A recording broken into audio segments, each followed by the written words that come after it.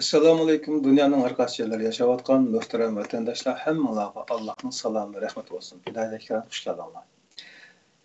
Aziz ko'rman do'stlar, bugun diqqatingizga yana qadrdonlarimiz nomli programmaninki 4-bölüm 6-qismini diqqatingizga sunamiz inshaalloh. Bu qadamqi aziz mehmonimiz yana shu Shvetsiyada yashayotgan 82 yoshlik buvimiz Abdurrashid Hacı Kerimi Sanğun efendinin hayatını anlatış oldu. Bu teminninki ana mavzusu Ahirki Askerinin Hayat Seferi derginin namıdan oldu. Bu programma Facebook, YouTube kanallarımızdaki alakadar listesinde seyfininki alakadar bölümlerde dizilgan ızgınlaşlar. Ve Twitter'da hem tam rahmeden tarqılıvatıdı. Dostlarga tavsiye qilib qo'yishni unutmanglar. Programımız hazır başlandı.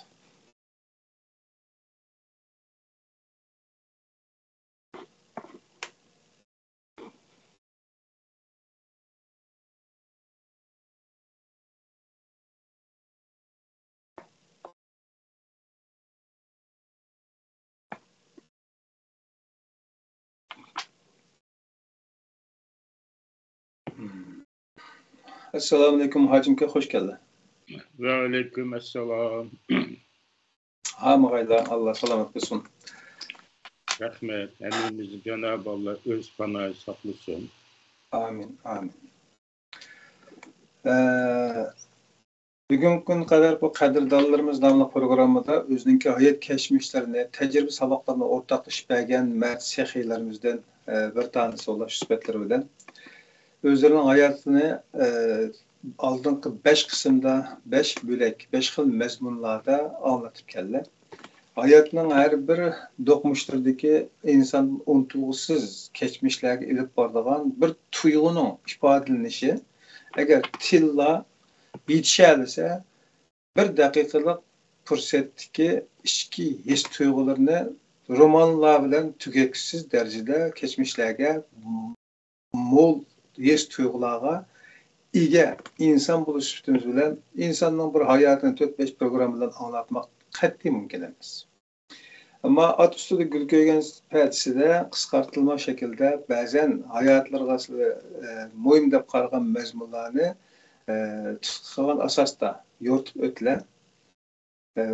Ang oxirgi bölümde yani oldingi qismda biz sizinki Uyg'ur panda ilib borgan ish faoliyatlarining oxir bosqichini anlatib bo'ldik.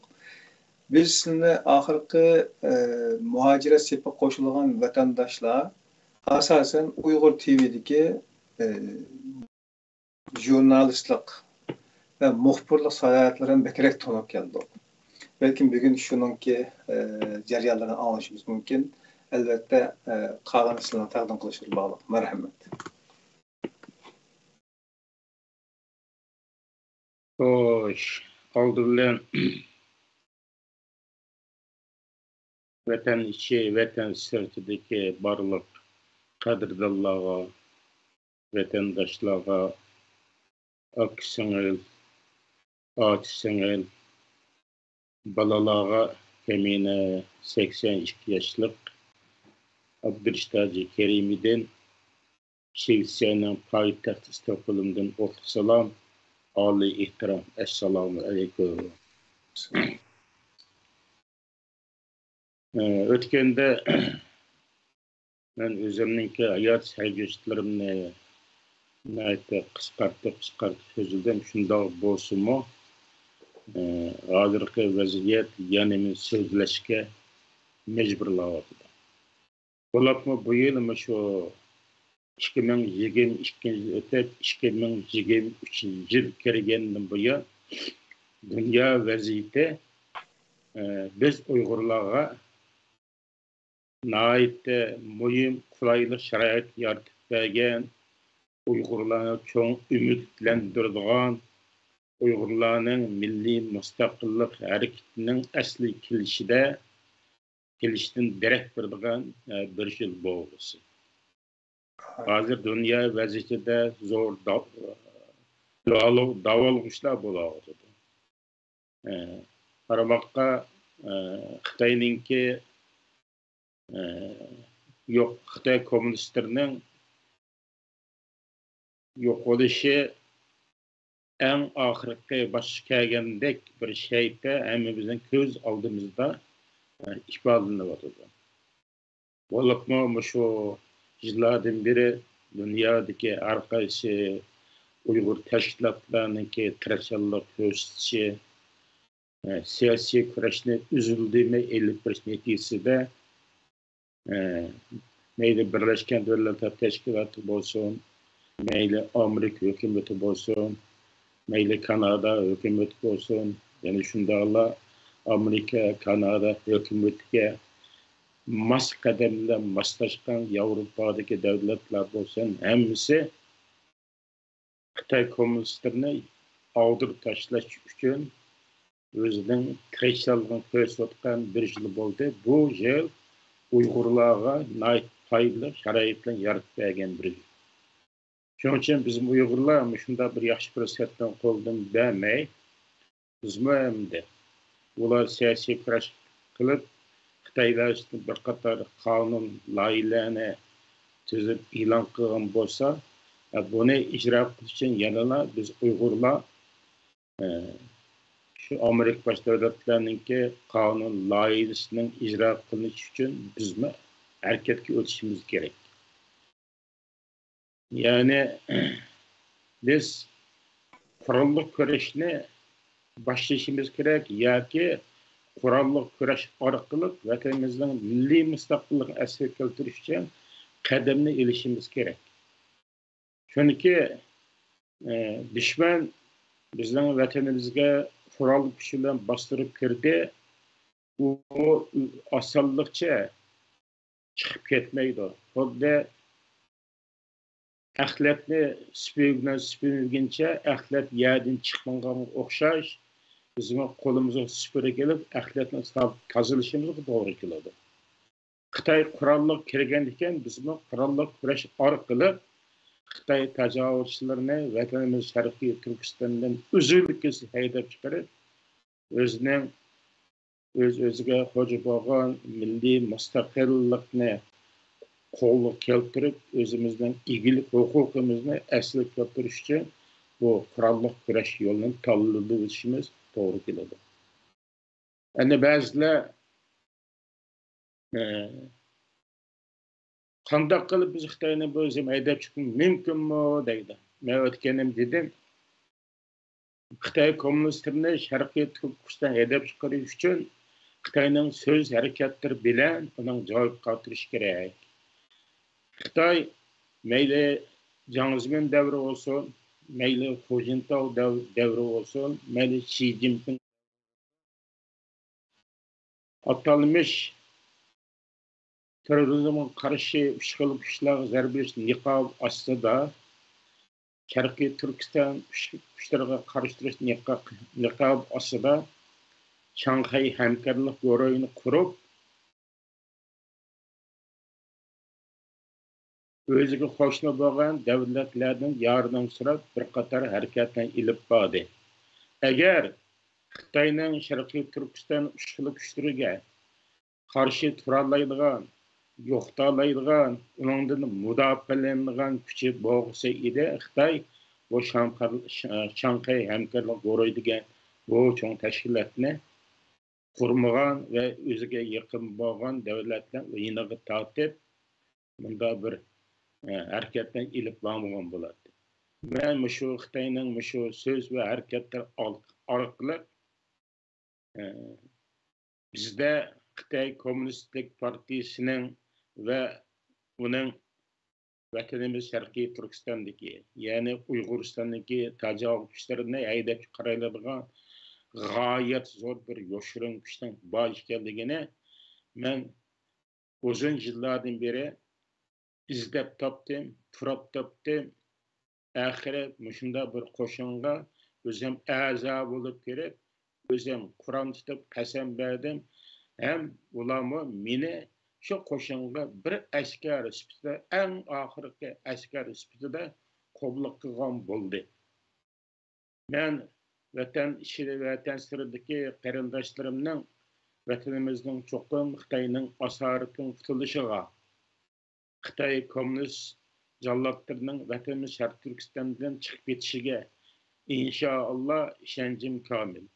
Bunda bir hoş xabar, bunda bir faaliyet, bunda bir hareket pat yaqında başlagusi. Faqat biz Amerika başliq davlatlarninki hareket o'tishi, Birleşken Devletler Teşkilatı'nın özünün karar layihəsini ma'qullashi qatarlığın mas qədəm alda biz bu hareketini ilib baramiz. Biz bunu yalnız yegan ilib barsak mı bo'lardi. Lekin ular hareketini yegan ilib barmanglar. Xalqaro biz moslashib hareketni tang ilib bizga moslashinglar degan shartini bergan bo'lganlik uchun biz ularning og'ziga qarab har kun degidek kompüter oldida o'tirib har kun degidek ular bilan muqoldashib ularning fikrini ilmi mushakil vatimiz. İnşallah biz her bir Şərq Türkistonlik, her bir Uyg'uristonlikning ko'nglida, yollishida, ideyasida hayotli bo'ladigan biz cho'qim vatanimizni milliy mustaqillik qo'lga keltirib, eglik huquqli Şərq Türkiston yoki Uyg'uriston yoki Uyg'uriyat davlatini vatanga borgandan keyin ism qo'yib, buni ishga oshira olamiz deb qarayman.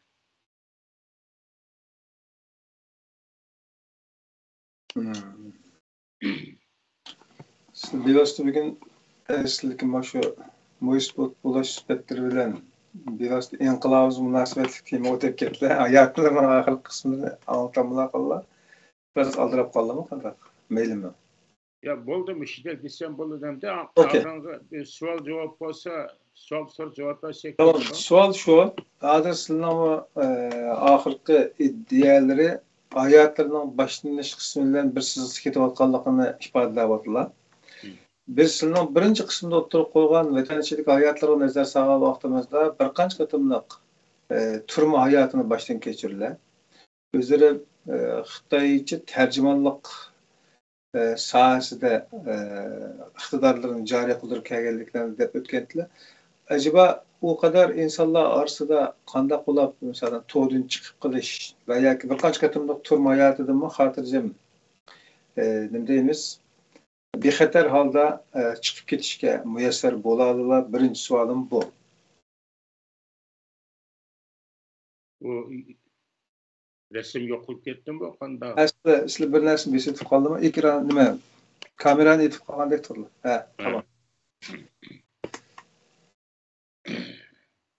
Ben birinci turumga kirgan vaqtim 1969-yilda Xorijlik jangda asirlikcha turumga kirdim.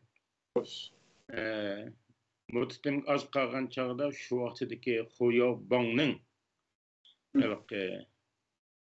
siyosatni amallashtirish do'lqinida biz Şərq Türkistanchilarning hammamizni muddatdan burun qo'yib o'tdi.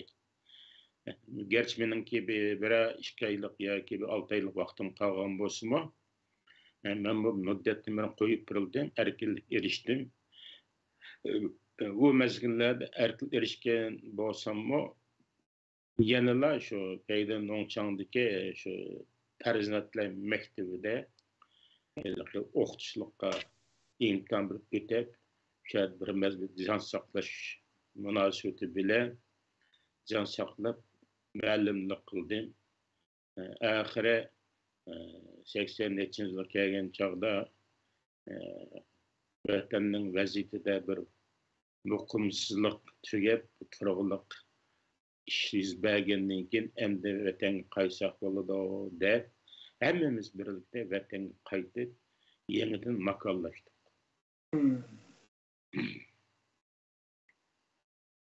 Hesapda medeniyet inqilabının bo'ronlari chiqqan chog'da sizlar ichkirdimizlar. Yo'q, medeniyet inqilobi bosh men Qashqarda medeniyet inqilobi boshqalardi. Men shu Qashqarda shu Qashqar shahridagi shu Qashqar shahridagi savdo idorasida ishlayotgan vaqt edi. Medeniyet inqilab başlanğandan keyin medeniyet inqilabı şoň özümizni atdyk. Öyle Cendu de, cengavar de, Bingte, Silingbo, Saint Patrice komandalar ştabı kurulup şöyle katlaşıp medeniyet inqilabıda Qashqardagi ma'lum bir tashkilotningki birinchi, ikkinchi, uchinchi qo'l bo'lib Qashqarda shu madaniyat inqilobini boshdan ko'chirdi. Men buni shu xarijlik jang degan asrimda yozdim. O'tgan qatimki birinchi qatimlik suhbatim buni so'zildi. Buni o'qirmanlar xolisa kitobdan, xolisa shu suhbatning birinchi qismidan anglasa tushuncha hosil qila oladi deb qarayman. Okey. İkinci sual sizler eğer müstakillik planımızdaki bir insan bulaş şüphetleri bilen vatanda qurolliq elib berilgan janglarda qatnaşlar, qarşılıdaki jang hayatlarını kitap qilib yozdilar. Vatan sirtga chiqqandan keyin shu yo'lda mang'alliqlarni ham deylar, shunda tushunib keldik.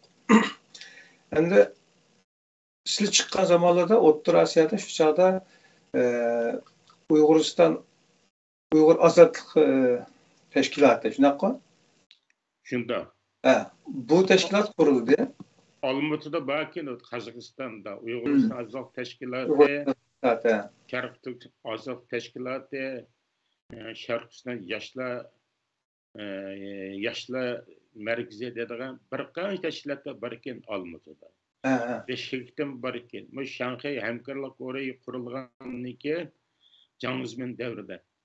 Bu Shanxay hamkorlik Goroyining nizomnomasidagi moddalar bo'yicha shu davlatning tashkilotlarni masalan Qozog'istondagi tashkilotlarni Qozog'iston hukumati pachachilib bu Uyg'uriston ozodlik tashkiloti bilan Sharq Turk ozodlik tashkilotini taqilgan bo'ldi.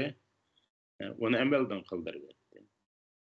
Qirg'iziston tashkilotlarini shu Xitoyninki shu hamkorlik guruhidagi nizomnomaning ro'yiga asosan Qirg'iziston, O'zbekiston, Tojikistonlardagi Uyg'ur tashkilotlarining hammasini shu davlatninki hukumatning qo'li bilan ujuqtirib etdi, ham peshatlab etgan bo'ldi. Ammo tashkilotlarni peshatlagan bo'lsa-mu, lekin ozodlik tashna Xitoydan bezor bo'lgan xalq mayli Qozog'iston bo'lsin, mayli Qirg'iziston bo'lsin, mayli O'zbekiston bo'lsin, mayli Tojikiston bo'lsin, mayli Turkmaniston bo'lsin, mayli Turkiya bo'lsin, xalqning mustaqil bo'lgan tashnasini, mustaqil bo'lgan irodasini Shanxay hamkorlik guruhi bostirib ketolmaydi. Endi ham bu xalqninki mustaqillik bo'lgan arzusi bugun kuncha yetib keldi. Oxiri bu arzu ishga oshadi va ish olib turibdi. U chog'da sizlar shu yerda mavjud tashkilotlarni qurolliq harakat uchun harakat qilib ilib borayotganliklarini ko'rgan edilar. Ammo bir qurolliq harakat bilan vatan ozod qilaman degan bir iddiadagi inson qanday qilib ular bilan birlashib bir harakat qilishga rag'batlar bo'lmadi. Qachon ketdim deylar? Shu nimada? Shu O'zbekiston, Qirg'iziston, Qozog'iston turayotgan zamonlarda. O Qozog'iston, Qirg'izistonda bu tashkilotlarning hammasi Shanxay hamkorlik guruhininki nizomnomasining mazmunlar bo'yicha Xitoyning topshirig'i bo'yicha shu Qozog'iston hukumati Qozog'istondagi Qirg'izistondagi tashkilotni taqilgan bo'lsa-mu, lekin xalqning mustaqillik ideyasini taqiyolmadi. Xalqning orzusini bastıramadı. Men her qanday yerga berib xalqdan so'zlasam, bo'lib shu Olmaota Beshik tilida har qanday Uyg'ur qurolli kurash orqali vatanni ozod qilmasak zodi bo'lmaydi deydigan iddiani menga deb keldi. Men jiq odamlar bilan, ko'p odamlar bilan mayli shu Sharq Turkiston milliy armiyasiningki peshqadam ofitser jangchilari bo'lsin, mayli ularning farzandlari bo'lsin, hammasidan ayrim so'zlashgan vaqtimda ular qurolli kurash orqali vatan ozod qilamiz, mumkin bo'lsa shu Qozog'istonda oz deganda 100 ming kishilik qurolli qo'shin tashkilligini bo'ladi degan so'zni bir qancha 10 odam mana shu vaqtda deb bergan.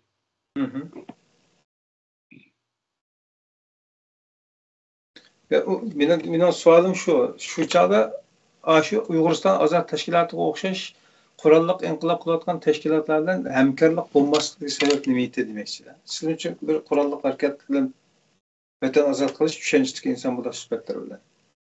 Ularning maqsadi mayli Aşırıvaydinki Uyg'uriston Azad Tashkiloti bo'lsin yoki Yusuf Muxlisning Sharq Turk Azad Tashkiloti bo'lsin, ular qurolli kurashni xohlaydi, elib berishni xohlaydi. Ular shu fursat kutgan.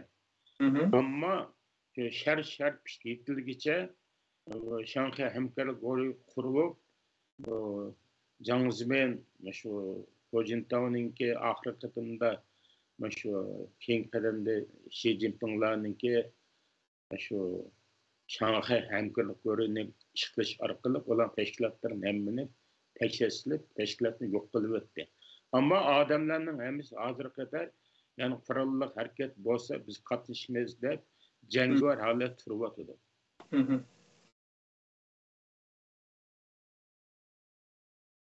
Men sualimni tushuntirmanga o'xshayman. U chog'da sizlar boshqa izlanishlar ilib borayotgan vaqtlar o'tdi. Sizlar ikkinchi qism suhbatda to'g'risida o'tdi. O chog'dagi mazmun qarasak, u mavjud tashkilotlar bilan oraliqda hamkorlik bo'lmaganligi aniq chiqib turdi-da. Uning uchun so'g'an. Xayr. Xo'sh, undaqda Türkiye kelgandan keyin ilib berilayotgan lobbichilik faoliyatlarga sizlar aslida o'zlarining tushuntirishlar bo'yicha aytgan chog'da tozalik yaqin turmay balkim adabiy sohaga jiqroq ayg'irlik berganliklarini ko'rish bo'ldi. Bundaq bo'lishda, bundaq bir yo'lni tanlashda sizga ta'sir qilgan narsa nima? Siyosiy tarafdan izlanish ilib bormaganlar. O mayli O'rta Osiyoda bo'lsin, mayli Turkiyada bo'lsin, qurolli harakatni qiladigan qo'shin, qurolli harakatga tayyorlik qilayotgan armiyaninki asosi maxfiy qurilib, ya'ni shu pishib yetilgan sharoitda pishib yetilganda harakat qilamiz deb turayotgan tashkilotlar shundoq armiyaninki başkanlığını tapman şu vaqtda. Gerçi ular bir qancha guruh bo'lingan bo'lsa-mu, yanıla ular shu Sharq Turkistonning bayroq ostiga birlashalaydigan bir qudratli armiyaninki asosini o'rnatib bo'lgan ekan ular. Ammo ular maxfiy ishlab boradi. Chunki ular oshkora ilib borsa, Turkiya hukumatimi buni yo'l qo'ymaydi, ham ularni bastırıldı. Olapma 2000 yılları men bağan çağda ama şu Mehmet Yılmaz tabi adam şu Türk hükümetinki zonli yardımcısı ki bu zonli dem doğdaydı. Başbakan yardımcısı. O vaxtda bir bağlanğan insan ken o. Türkiye zeminde Şark Türkistançılarının Cumhuriyet Cumhuriyeti'nin iyilik hukuk zemin tutildiğine karşı hareket edip biz yol koymayız. Bayrak götüren namayış kız yol koymayız. O boşu diyenine 36 numaralı hüccetini kılıp şu Türkiye'de halkını bastırıp kilavken mezgiler. Şunun için armiyamı nait mehbub kurulup olgandiken lekin aşkara otura çıkan boğan ola. Otur aşkar otura çıkan boğan. Bu armiya ba. Eylaki Xitayninki şu işgal güçlerine zarep veriş için kurulan teşkilatta bir Türkiye'de muşundan bir arım yok. Bağda şu Xitay hakimiyeti mi, Jiang Zemin Goroyu mu, Hu Jintao Goroyu mu aşağı karagan iki.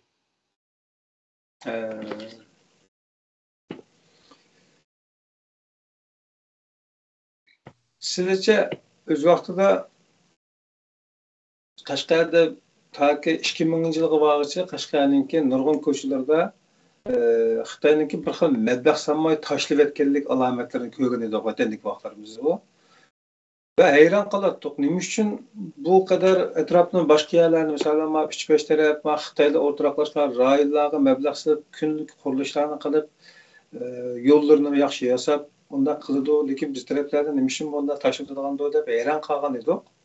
Ki çetele çıkan vaktimizde düşüngenimiz şu oldu ki şu devirlerde ya ki ta ki keyin öldüğündeki özgürlük ilip vardı vaktini biz vatandaki vaktinin onda o'rlashtirilishi sebebini tushunmagan edik. Lekin chetel chiqqandagi eskiganimiz nima desa ta ki Uyg'uriston Azad Tashkiloti va Sharq Turkiston İslam Partisi nomidagi ikki qurolli tashkilotning güçsüz halette veya ki etkisiz de bu Türkçe'de yani xatiri tamamen Xitayga nisbeten ta'sir ko'rsatmaydigan darajaga tushgandan keyin mablag' sog'anligini taxmin qildik. Siz bundan qo'shiladimi shunday deyish bo'ladimi?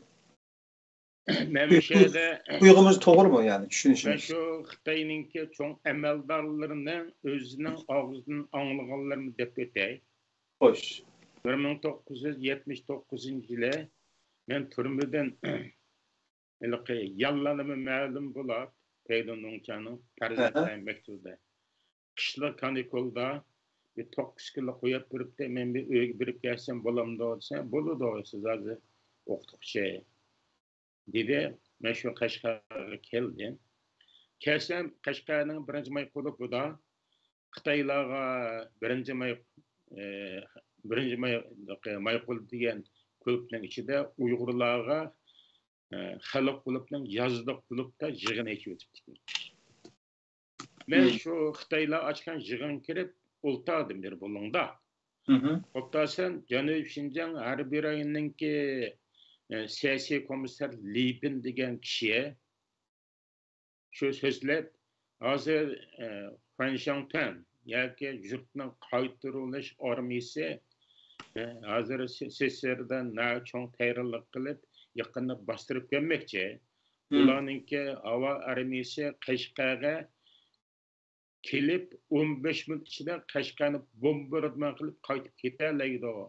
Shuning uchun bizning uning taqovul to'g'ida kuchimiz yo'q. Shuning uchun biz Qashqar shahri aholisini yiroq izlar o'tkaymiz. Hem bizning armiyamizmi ko'rilib ketimiz. Ko'rilib chekinimiz. Shuning uchun her qaysi idari jamiyat o'zininki muhim arxivlarini hem her qaysi ko'ch boshqarmalari o'zining aholalarini shu shaharlik hukumat o'rnashtirgan postkam yakan qag'iliq moraz qatorliq yezqichlarga o'tkaydi, aholini shalonlashtiradi. Qashqar shahrini biz nimaga tashlab ketamiz? Tashlab ketishdan burun Qashqardagi 1-chi, 2-chi, 3-chi elektr stansiyasini portlatibmiz. May qashlash, javizlarni portlatib hemen yo'qotibmiz. Nefret postkamdagi uyadik buyak neft tayri zavodlari qatorliq muhim seslerinin hava armiyasi ve parşut kısımlığa kerellik bo'lgan narsalarni hemen yo'qotib qaytib ketimiz. Hatta açlıkni o'tkab qolgan açlıkni ko'ydirtimiz. O'chi gapni o'z qo'limdan anglaganman. Mana bu Xitoy Libanning gapi. Endi ikkinchisi 89-yili meni to'satdan shu Koruldagi bir yig'inga chaqirdi.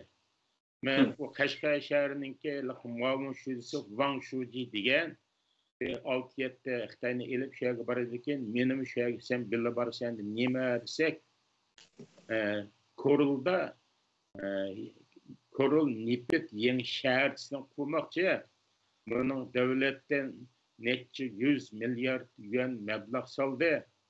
Bizmi aşağı berib, biz Qashqardagi binokorlik qurilish shirkatlari aşağı makonlashib, shu yerdan ish elib, aşağı o'rlashtiramiz. Bo'libmi Qashqardagi Xanzu oilaliklarni aşağı yo'tkab o'rlashtiramiz deb aşağı mangdi. Men bu gapdan tegi tak tushunmadim. Ammo meni nima uchun u yerga elib boradigando desam, shu Koruldaki tarih nefit qidirish, o'zlashtirish qo'mondonlik shtabininki bir fubujangi yoki bir qo'mondonlik shtabining muavin qo'mondoni meningki bir saboqdashim ekan. Bu Xitoylar nereden topgan? Menikmaylik Qashqarda mayqag'az vaqtimda shu Qashqar mayqag'az vaqtimda shu qaramay layuchandagi yordam qilib zavodun qurilishiga nəhayət ko'p əsərlikni qilgan. Balkim shulardan xabar oldimmi, meni bil ilib borgan shu Korulga. Shu Korul ilib borgandan keyin shu Korula tarih nefit o'zlashtirib qo'mondonlik shtabiga bordi. U yerda qo'mondonlik shtabida 1000 ga yaqin iş xizmetçi bakayım. Birim Uygur yok ki. Birim Uygur yok ki. Biz bağlan iken Wang Shuji bir 4-5'imiz vekil karakterlik bir 8'imiz bağlan. Üçümüz ne? Üçümüz Wang Shuji üçümüz berip şu Rendo ile bende şu komadlaştanınki Qaramay Nipbaş idarəsinin muavin cücanı şu tarih özlerişli komandalık ştabınınki muavin başlığı ismini unutup kaptım. Yakında konuş bir savaktaşımdı o. O muhtemelen. Şunla köreşti o. Köreşkendiki Wang Shuji şundan dedi. Bu Korula nefit şahrisini qurish uchun merkezden nurg'un mablag' sapti. Buningga Wang'ni mas'ullar keyin yig'in chiqarib qurilishning 50%ni Jiangsuga, 30%ni Abdumrayli qurilish binokorlik shirkatiga, 20%ni Korula binokorlik qurilish shirkatiga taqsim qildi. Bizim Qashqarda az deganda bir 400 mingdek Xitoy aholisi bor. Hozirgi vaziyat nihoyat keskin. Shuning uchun biz shu Xan oilasini shu Korulga yetkazib kelish uchun biz binokorlik qurilish shirkatlari o'shadan qurilish yo'lda elib shu bino bilan Qashqardagi Xitoy aholilarini o'shaga ko'chirib kelishni qaror qildik. Şunun için siz bizge müşaheden şu Korula nefit şaharisidan bizge bir uluş qurilish bersangiz degan gapni dedi. Degandan keyin men navoat titrab ketdim. Iliq mening saboqdashim. Shu men ashunlar nefit tayyorlash fakultetida men bir 2 yillik bilan o'qigan shu Shingen ketmasdan oldida. Bu bunda bir qarab qo'ygan bo'ldi. Ortiq gap chiqmadi. Men shu chaqda Wang Shuji degan og'zini aşı gapni anglagandan keyin demak 79-yildagi qo'rqunush ta 89-yilga kelgan chaqdimi Qashqar Xitoylarining kallasida yurgida mush qo'rquv borgan deb ras qilgan. Shuning uchun Xitoylar bu Janubiy Shinjongga yoki Qashqarga mablag' silib qurish ilib bormagan. Qurish ilib bormagan. Tam shu Shanxay hamkorlik guruhiga g'alaba qilib Qashqarning janubninki vaziyati muqimlashgandan keyin endi biz Qashqarga mablag' solsak, endi bu mablag'imiz yo'qolib ketmaydi degandan keyin ondan Qashqarga mablag' silib qildi yoki Qashqarni ikkini Şinjan qilmaymiz deb Qashqar mablag' solgan bo'ldi. Keyin Qashqarga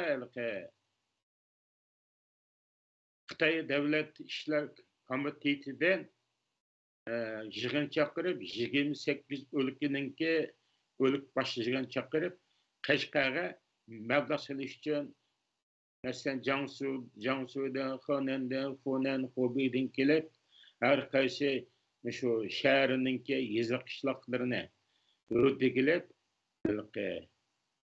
niqobda taraqqiyotni ilgari surish niqobida shunaqa harakatni ilib bordi. Mana shu chog'da Qashqar mablag' sola oldi. Chunki Shanxay hamkorlik guruhi g'alib qilib, chet eldagi ushkul kuchlarga qarshi turgan tashkilotlardan g'alaba qilgandan keyin ko'ngli to'xtab Qashqarga va Janubiy Sharqiy Turkistonga mablag' soldi deb men shunday tushundim. Yani vatan işindeki meblağsız şanmaslık meselesi ta ki Şanghay Hemkarlık Teşkilatı'nın g'alabasidan keyin endi muqimlashgan yoki qarorlashgan deb tushunish bo'lganda. Men shunday qarayman. Chunki men o'zim ko'rgan ichki Xitoyning ichki hujjatlari bo'lib o'sha Shanganning Sumurg deb Turkistonda bir Shanganning gizli jurnallari bor-ku. Men ko'pincha Shanganninki Xitoycha to'rdatlari kirib ko'proq o'qiyman. Ular hamda shu Xitoyning ichki siyosatlarini oshkorlab, ashta pasni berdilar. Mandan chet el dinbar Xitoylarmi mushu masalalar hakkında Shanxay hamkorlik guruhining g'alabasi, Hojintaoning g'alabasi, Jiangzemin g'alabasi qatorida shunday bir obzor yoki bir maqolani yozib, shunday Şinjan'daki muhimlikni ishga oshirdi. Shunlar Şinjan'daki janubiga malbaq soldigan bo'ldi degan obzor maqolani e'lon qilgandan keyin demak shu Shanxay hamkorlik guruhininki g'alaba qilish tufayli Xitoylar markaziy hukumat, Xitoy markaziy hukumat janubga mablag' solgan o'xshaydi deb men to'rbatlarni farz qilib tushunchani hosil qildim. Ondaqda bizning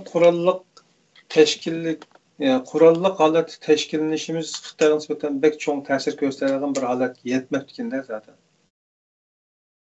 Bizning chet eldagi qurolli qo'shinlarimizning mavjudligi yili ham Xi Jinping guruhiga oydin.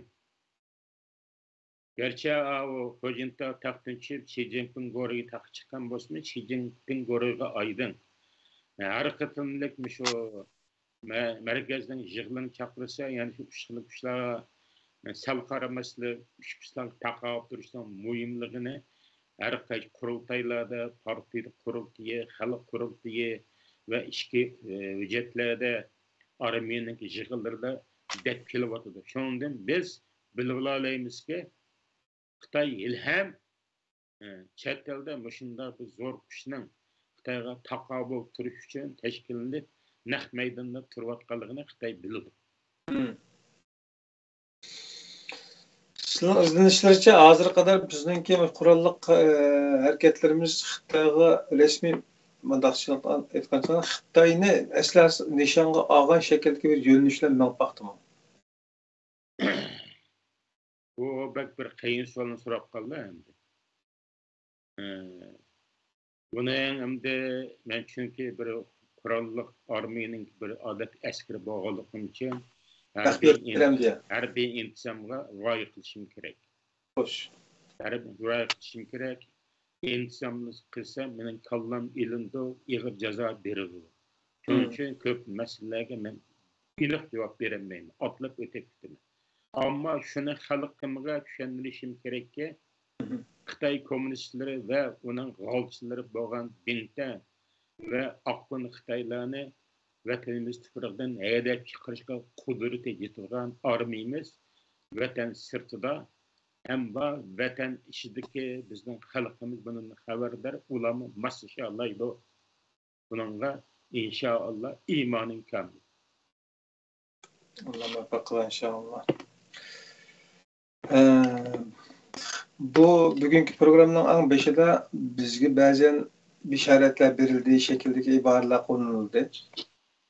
Bizle bunun qarta tayyorliqlarimiz bo'lgandek emas. Xalqimizda umumiy o'zining ishiga to'muzli qo'l to'ngadigan vatan ozod bo'lib qolib qolsa, shunda bir kunlar boshlanib qolsa degan shakldagi tomoshabinlik o'rnida turib tafakkur qilish, kuzatish va saqlab amakilar bu ishni boshqalar qilib turgandek bir pozitsiyada muomala qilish ig'ir endi. Bizning hozirda tushungimiz bu. Sizning tushunchlaringiz qanday? Bu şu doğru mu ya ki başka düşünüyorum.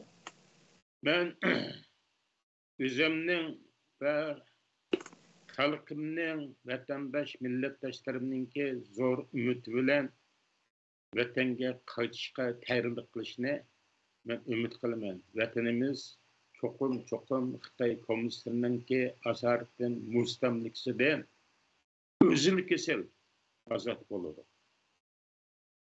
Bu ichki omilga bog'liqmi yo tashqi omilga? Hem ichki omilga, hem tashqi omilga. Yani buni bu yerda oshkorlasak bo'lmaydi. Chunki bir Sharq Turkiston milliy mustaqillik armiyasi qurgan, armiya qo'mondon shtabini qurgan, bunda bu armiyaning xodimlari bunu qurolgan bir armiya albatta vatan ichini, vatan sirtini dünyadaki teşkilatlar bilan, devletler bilan muqollashib, ular bilan bir fikir kelib, biz mandaq qilsaklar qanchalik yordam berayliklar deb, onundan keyin bu harakatni boshlaydi. Chunki Sharq Turkistonning mustaqilligi Xitoy kommunistlarining yer sharidan uzilkisi yo'qolib, yangi Jungoning qurilmas bilan munosabatli. O'tgan dedim bu agar Sharqiy Turkiston yoki Uyg'uriston Xitoy kommunistlarining mustamlikasida bo'lmagan bo'lsa edi, Xitoyning bugungi taraqqiyoti bo'lmaydi. Deb ikki masala keltirdim. Birisi Uyghurdagi gaz bankidan Xitoyga eqib borgan gaz 600 million Xitoy aholisini ta'minlaydi dedim. Yani birisi Rusya Qozog'istondan eqib borgan gaz vatanimizga kelib Wangjiagu orqali Xitoydagi yana shu 600 million Xitoy aholisini gaz neft bilan ta'minlaydi deb o'tib ketdim. Demak, men bu yerda faqat shu chet tilniki to'rbatlarida Xitoyning to'rbatlarida, Japan to'rbatlarida e'lon qilgan sanksiyalarni e'lon qilyapman. Lekin ichki hujjat bizning armiyamizning egalgan ahvollarini men bu yerda deb o'tamayman. Chunki shunda bir qudratli armiya Xitoyni vatan zeminidan qo'llab chiqarish kuchayotgan armiyaniki albatta vatan ichi ve vatan sirtida bir yurish filonlari uningki urush tayyorligi, urush nereden boshlaydi, qanday boshlaydi, albatta bo'ladi deb tushunaman inshaalloh. Yani biz bu çetede çıksak 10 yıl oldu, 15 yıl oldu diye adamlarını görüp közlerden ihtiyatsız yaş dökülüp ketkendir. Köygen deslepte. Kanda çıdıgan sizler bu 10-15 yıl diyen edik. Yıllar biz sanap boğuşup, bizim sanap bizden o 10 yılda işip ketken, 17 yılda okutmam ama. Yani bu hayatımızda aşındak bir fırsatını köremiz mi dediğim bir xil isteklerimiz hemen de var. Yani bu kadar azap okubatlarının içinde yaşadıkça bir canımızı verip şunun bedeliga vatan halkımızga, evlatlarımızga yaxshi bir kelajak qaldırsak degan hemeden bir arzu var. Şunda bir kunlar kelami degan bir ümitlarda özünü aldığan sual dilide ümitlep bakallığa yoki ham xiyal sürvatsizlar deb qaraydi. Ümitsizlik etkenlerine özünü veyran kılıp ümitsizlik patlayıp etmişler dedi. Yani oturdu bir tampon, real bir cevap yok. Siz bunun qandaq bir berilim sana? Men 82 yaşlık Abdurish Taji Kerime vatanimning mustaqillikning asli kelishini, Xitoy kommunist tajovuzchining vatan chiqib ketishiga iymonim komil inshaalloh deb qaragan bir paytda albatta sizlar o'sha yoshlar cho'qim umidvor bo'lish kerak. Hamda men bu Uyg'ur mushu armiyaga meni qabul qilsa, men shunga vaqt kelganda bir askar bo'lsam, menmi shu armiyada Xitoyga qarshi o'zimning bir kishilik rolimni joriy qildirsam deydigan bir ideya hozirligi har bir Uyg'urning kallasida muqimlash kerak.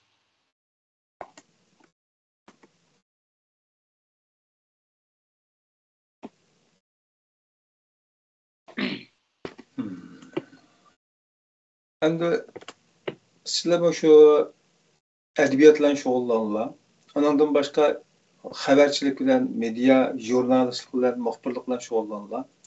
Siyosiy faoliyat bilan shug'ullanganlar bilanmi yaqindan o'tirib qo'plab vatan ish sirtidagi ahvollarni asosan ko'rib boshdan kechirgan bir bular suhbatlari bilan tajriba saboqlari va ilmiy quvvatlari bilan nazar solganlarida bugungi siyosiy ilib berilayotgan faoliyat ish harakatlarimizninki yo'nalishi ish faoliyatlarininki to'g'ri xato bo'layotgan taraflari qatta qanday bir ko'z qarashda bo'lalar, qanday baho beriladi?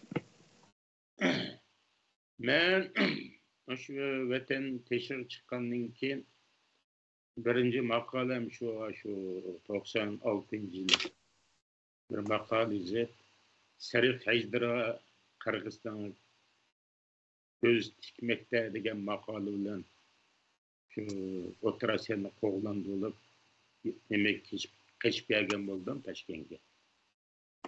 Onun keyindan 99-yılı çoğun bir vaka bo'lgandan keyin shunda bir armiyaning bosh kelib mesh xabarini anglagandan keyin men buni demesam bo'lmaydi. 99-yılı şu Toshkentda Molla Ömer, Ahmad Shah Mahsud, general dostum Abdurashid Qatirliqning chaqirib 5+2 degan bir yig'inni Toshkentda ichib Toshkent deklaratsiyasini e'lon qildi.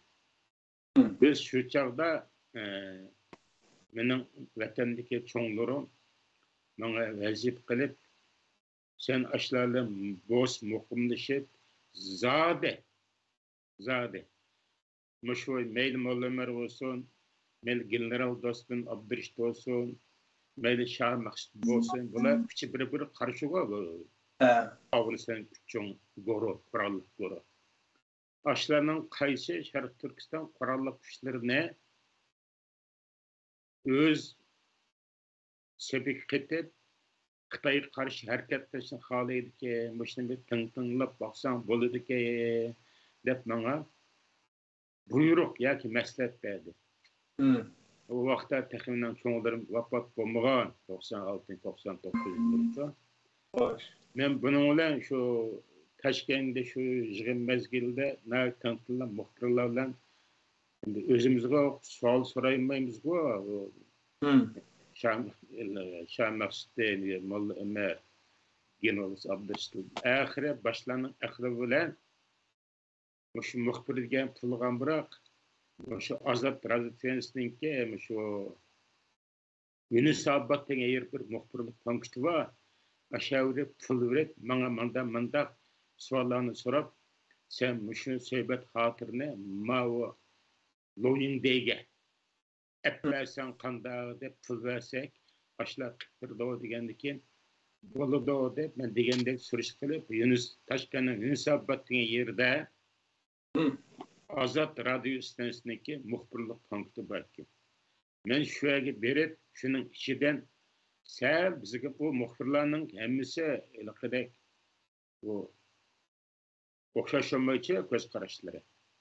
Men tinglab bizga mayliroq bir muxbirni tepib, bir mehmon qilib, oqshimi shunda bir gap bor ekan, ashlar ketdi. Bizning shu Şarkı Türkistan İslami Hareketi degan bir tashkilot bor Afg'onistonda. Muşu təşkilatımızga qaysı şu yıqraq yaradan beridiki.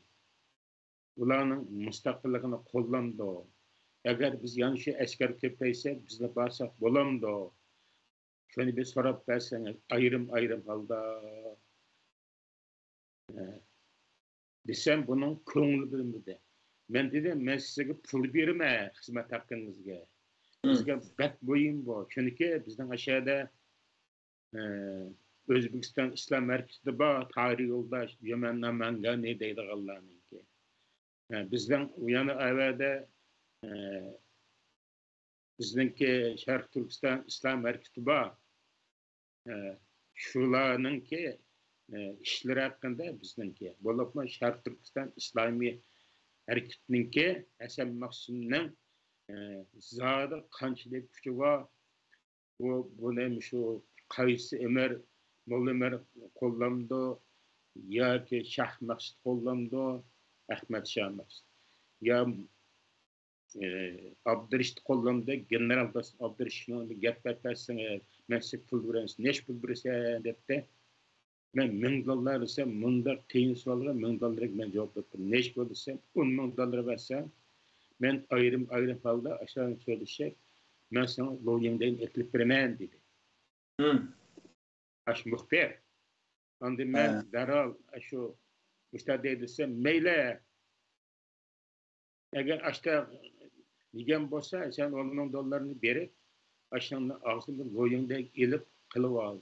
Biz şunun qarab, ana vatan ishliklar ish tutayli dedi. Mana cho'nglarim. Men chunki men ashlarni topshirib chiqdim-ku. Men har bir qadamni, har bir so'zimni ashlarni topshiriq bilan elib borma. Men dangish qilmayman. Ahiri men shularga shu pulni bergandan ular berib aşağıdan sözleşti. Men bir yaxshi xabar kutaman deb qisam o 5 yildan ishlatib menga yo'lingdan hammasi inglizcha ekan. O menga dedim, o'ylaqa o'zbek so'zlaydi ular. Operatsiyaniki o'zbek. Men o'zbekcha yaxshi bilmayman. Men Molla Ömer'nin so'don deydi. Söylesem bizde o Şarkı Türkistan İslam Ertegen teşkilat yok Uygur'un terk tapkan diye. Ben onu bilmeydiken onda teşkilat, onda neresi yok. Hatta onda bu Uygurlar da bağ etmem anımı değil, ben köyümü deyim de fakat yakın kemmekti. Ahmet Şah Maksud'ma okşaşlı cevap kaytırıp ben tanımayım, bilmeyim depti. General dostum Abdurrashid'ma Şarkı Türkistan İslami Hareketi degan teşkilatning bu Afg'onistonda başkanligini men muxbiratlarni sizni og'zingizdan olayotman. Men buni bilmaydi ekanman. Agar ular shuni ilib borsa, biz ular bilan albatta fikrlashib, ularning fikrini ilib, albatta ular bilan bir hamkorlik o'rnatamdiq yoki o'rnatmamdiq. Men fikrish to'g'ri keladi degan ilaqqa qo'shaqmagandek javobni beribdi. Men uni o'zini og'zida anglagan ekan, iliq lo'ling deyni qo'yib, kichik lo'ling deydi bu. Genç kızlar lo'ling deydi. Onu ekilib ingliz bildigan aşağıda g'olib deb bir bola var endi. Nayat yaxshi inglizcha. Aslında shuni anglab tarjima qilib bergan desam, aşı muxbir og'zida qandaq degan bo'lsa, shundan deb berdi, ulardan hech qanday $10,000 pul osmonga uchib ketdi. Xabar bo'lmadi. Yani men uning bilanmi tan bermay, bular cho'ng bir siyosiy yo'llarga chunki meni yoki muxbirga ishonmay, rost gapni qilmadi. Muxbirga ishonmadi. Yoki mening muxbirim setib olganligimga ular ishonmadi deb oralikda men İsmail'da bir bilan tanishib qolgan, Ismailga Urumchidagi san'at maktabida o'qigan Qashqardagi kompozitor Tursun Qodirning eng yaqin saboqdoshi ekan. O İsmail degan binokarlik qilishlikning jinglisi ular Toshkentda. O iskarib qilgan sazendeyken onunki bir meşhur var iken. Şu 97-yili şu 97-yili şu Toshkentdagi konteyner bozorni Abidullah Acım açkan vaqtida şu Türkiye'den Sivit Tarançe bir demede bir çoğun haltıda bir soğuslan evet ettik. Aşağıdaki palan arka palanla tigide oldu. Onu assak, onun da 3 tane Moşe bayraktan Türkistan'da 3 tane çoğun bayrak, küçük bayraktan 30 tane bayrak, 30 tane bayrak. Lata bayrak 30 tane maşina askanı bulundu. Kağızga çıkan bayraktan 100 tane. Ondan manda Türkistan'ın ki bayrak şu şevkeden 30 tane şevke katarlı. Lene evet etkin Sivit Tarançe. Ben bunu ağanlıkken şu bayrakta takip kısam bizden benim bir şoförüm vardı. Rahmetlik Molla Ahmet onlar ismi buldu. Şişlok ülke getirdi ondu. Şu Taşkent'teki üstücün aldı. Türkiye'ye bassa Türkiye'den kelgenler. Şu Molla Ahmet ülke getirdi degan haber verdi. Nayet kaygılan buldum. Şu Molla Ahmet'ninki bir meşhur povakinde bize muş bayrakını biz meşrefi bir meşrep kayısının öyle olsa muşne bayrakını özüge kadar uygulamış meşrep ilip vermez de bayrak ne kıldı kalgan nesini öyle ben takip ettim. Şu aralıkta İsmail'e gepten gep çıkıp şu Afganistan'ın Civırgan degan bir şehirde general dostum Abdurrashidning 36 ig'izlik bir uyni sog'anligini general dostum Abdurrashid bilan yaqin o'tganligini uning o'zini men Uyg'ur deganligini shu mashrabda şu İsmail mang deganlikin shu zimmatlab ko'nglim dinchlikka men bu İsmail'in çanaqçılık İsmail'in evet de nimaga Afganistan'a ben baranmagandaki İsmail bir yana bir gap toplasqanda İsmail yaqin bo'lgandiki deb bunu men cho'nglarimga masal solsam voy bu yaxshi ekan bu baş İsmail degan qancha berib kelish qancha chiqqan bo'lsa berayli berib general dostum Abdurrahim söyleshib mishondan aniq bir javob ilib kelsin agar ashvo o'zining Uyg'urligini e'tirof qilib Türkiye Türkistan mustaqillik uchun men askar tarbiyalayman qo'shin zo'raytman desa biz shundan qarata ish ko'rsak bo'ladi degan ta'limot menga berdi. Men andan İsmail bilan yaqinlashib u shar istiralliga mustaqil istiralliga istiqristalliga ko'p qatim bir mehmon qilib bir qatimda uni desak u gap quloqqa yoqmaydi-ku. Bazarlığa varsam onu bana epirip yıkılışıp ben özümün kimligini tanıştırıp da yıkılışıp kırandıkken umu kudu mağuşaj vatanının mustaklığı teşne bulavutkan bir yerismen bir cengi var, cangçiki var İsmail. Unda olsa müşna gep siz etkenlikte deptiniz meşrep to'ydikeniz aşağı berip bir gap baksanız men sözleşken yaqin kelmaydi o depti. Hem de hazır ma yig'in chaqirildi 5-2 yig'ini İslam Kerimi Shanxi deklaratsiyasini e'lon qildi. Hem de hazır vaziyat muqimlashdi. Siz berib shu general dostum Abdurrashid bilan so'zlashib maslahat bersangiz hech bo'lmaganda biz aşağıya asker eversek bizim terbiyelise aşağıda bir kengrizim eken Afganistan degan onu bana qilsa bir fikrini epkileyin deb onun be $2-3 bersak vay lazım ya pul degan o'ylayotgan o'ylakim lazım bo'ldi ekan lazım bo'ldi Birader ilip menga dep onu yola salgan boldu. O berip 15 gün keldi. Körüşüp ketdik o. Yani şu adam o özüm Uygurken itiraf kıldı ki. Ya menin iki balam var Türkiye'de uçu buçu dep gelip özden ahvalını. Şunda Uygurlar ba dep ötkendimi biz soğantı emenden. Bilmeydikenme. Ben burada bağannike şu aşteretke Uygurlar var yani. Allah'ın emni şu falan yer Kandırha deydi o. Mazay şert degan yerda barmış. Men şu yoqqa o'tib qolsam, surishib boqaman deb, ling tasma degapni deb, shuni Ismoil shu ilib kelgan bo'ldi. Demak, uningdan endi biz mag'lub bo'ldik. Demak, bu mayli general olsa, mayli Mollamer olsa, ya'ni Ahmad Shah Maqsud olsa, hech qanday bizga aniq javob bermadi. Javob bermadi emas, biladi, bizga ishonch qilib, bizga bu gapni demadi. Ammo ben maş 2002 şu Hasan Maksim'nin peşinden çekinip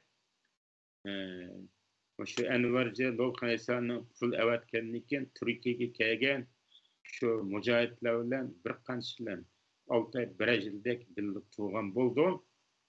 Diken ulanın dep berişçe şu Molla Ömer emmini bildikken. Emmini bildikken.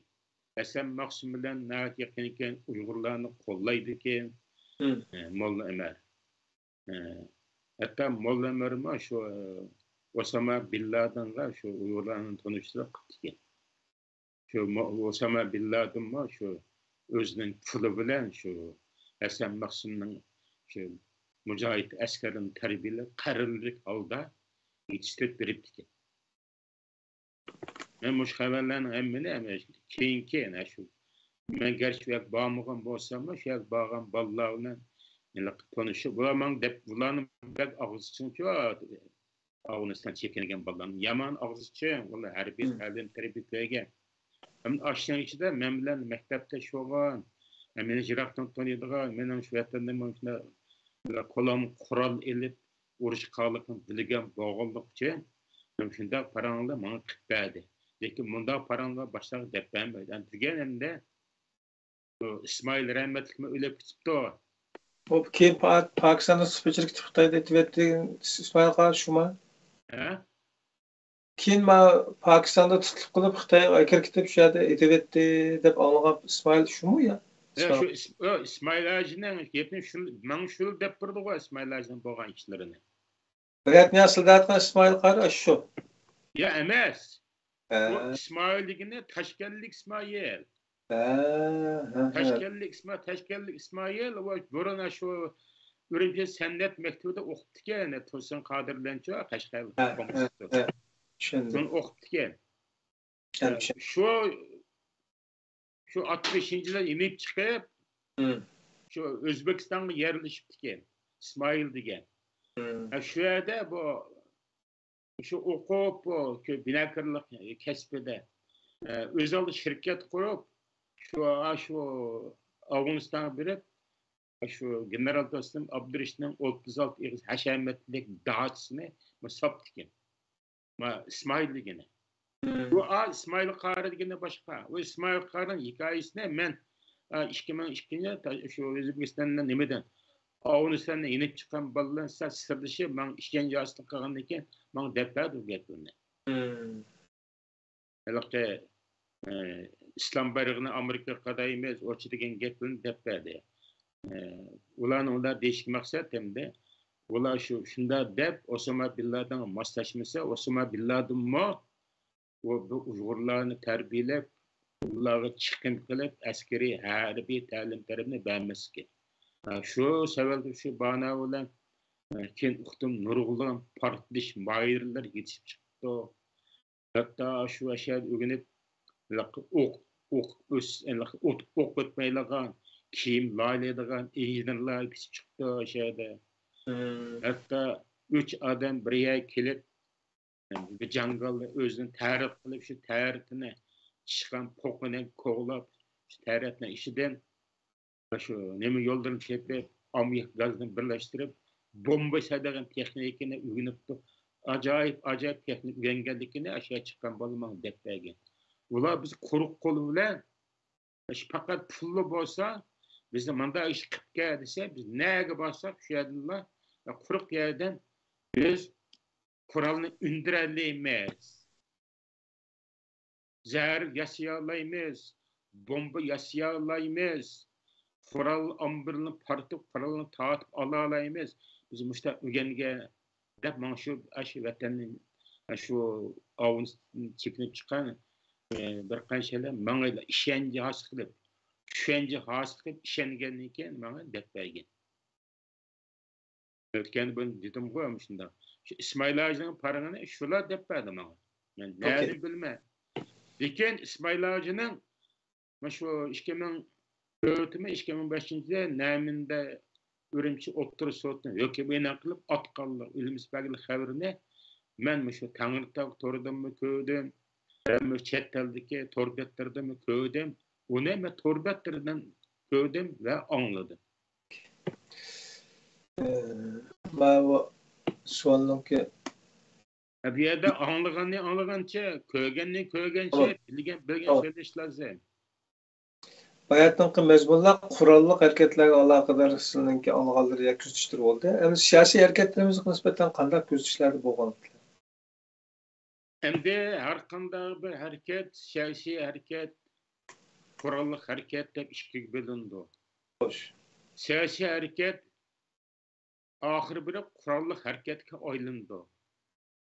Kurallık hareket galibi kılgandan keyin ma'lum muayyan şarait etgandan keyin yana siyasi hareket aylanıp shunday jo'z ustida kelishim hosil qilib tampan yoki bitim shu Ahmetcan Qosimga o'xshash bitim bilan bu ish hal bo'ladi. Chunki siyasi hareket qurol hareketidan ayrılanmaydı. Kurallı hareket siyasi hareketten ayrılanmaydı.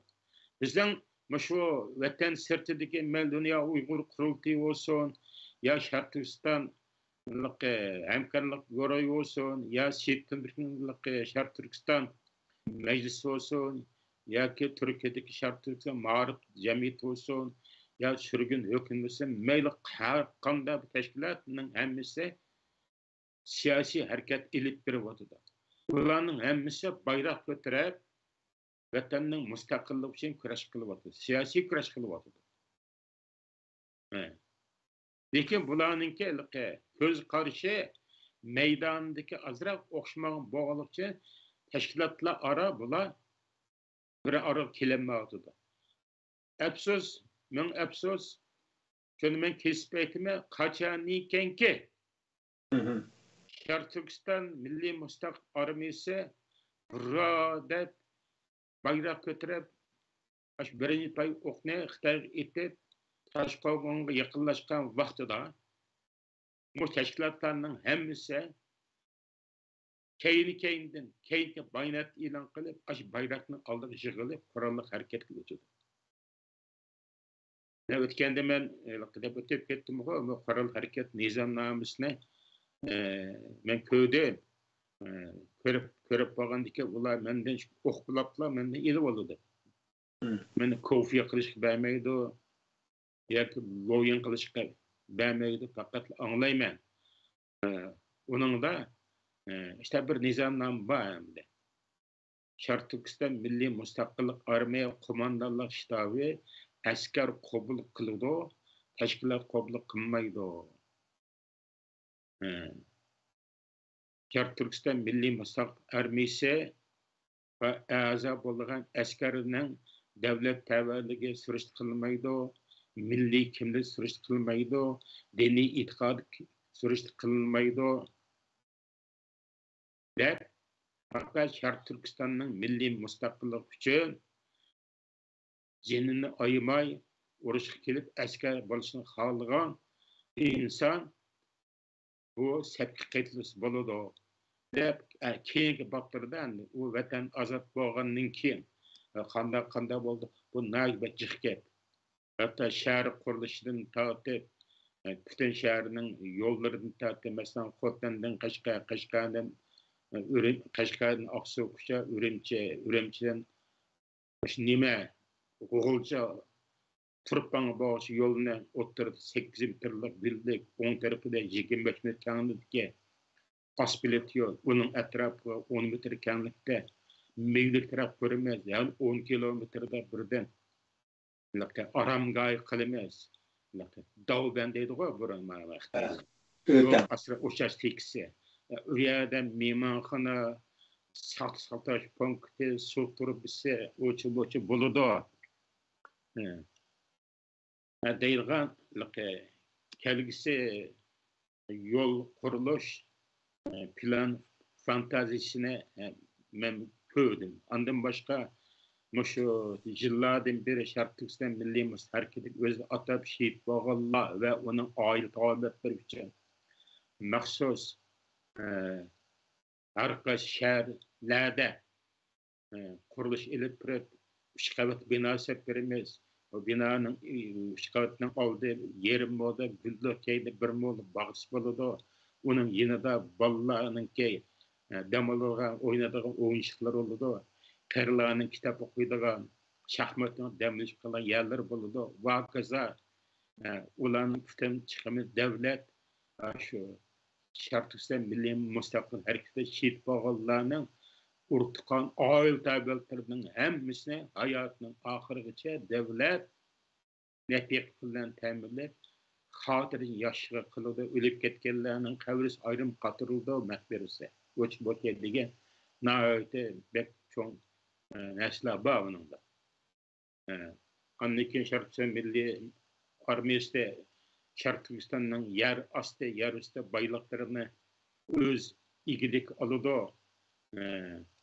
Hükümet armiyadan çetilip, pişirilip, işlep, onu kıldı, bunu kıldı.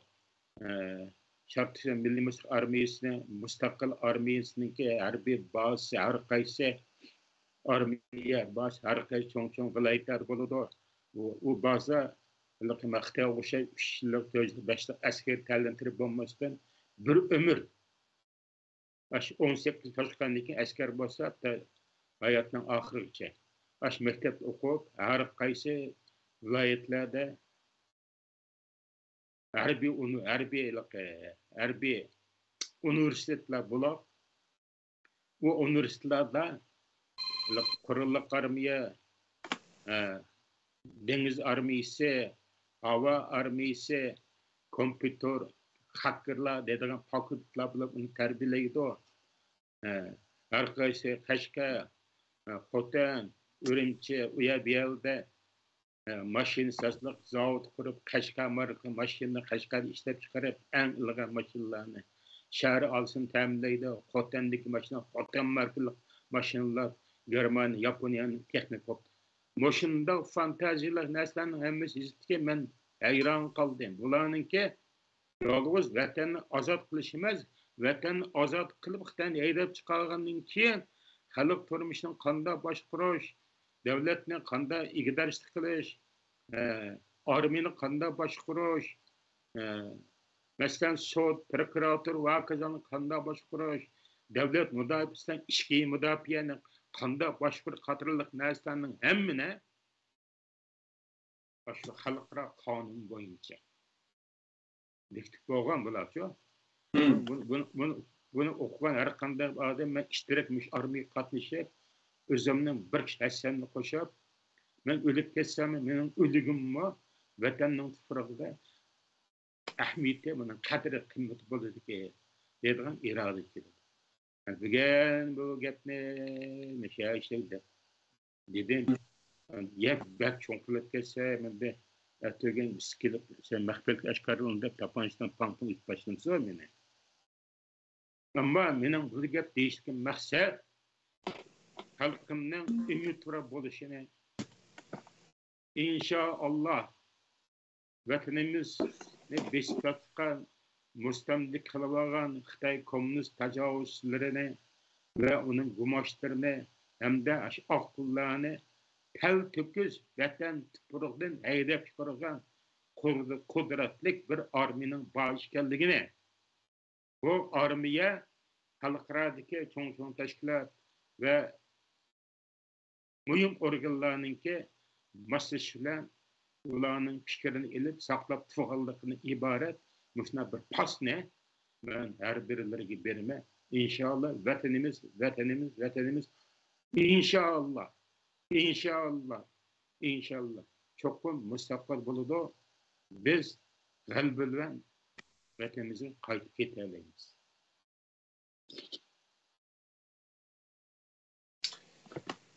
Allah diyelerine inşallah. Çarçılı mı ya? Ya Çarçımagan bolsa vallahi mustaqilliği kurallık kurak degenninkilla Allah kuch berdi şunlarla ağzımdan çıkıp kulaktan gapma yani ağzım qaytib keldi. Yo'qlanib ketmas. Yo'qlanmaydi. Mustaqillik ilgili qo'qini asli keltirman, Xitoydan haydab chiqaman degan gapni og'zim degannikilla so'zim botla, yo'qlanib ketaman. Chunki men oxirgi askar.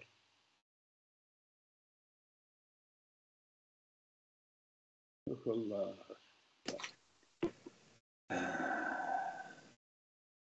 Allah razı olsun. Hayır. Endi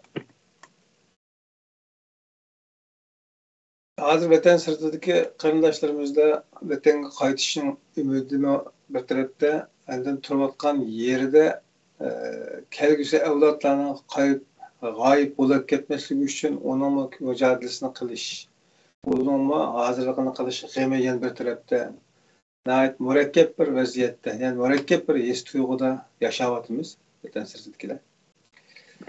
Sizlar umumdan kelgusi nisbatan qanday qarash haqidagi nimalarni, tavsiyalarini qarashlar. Vatanning chiqishni oldida voy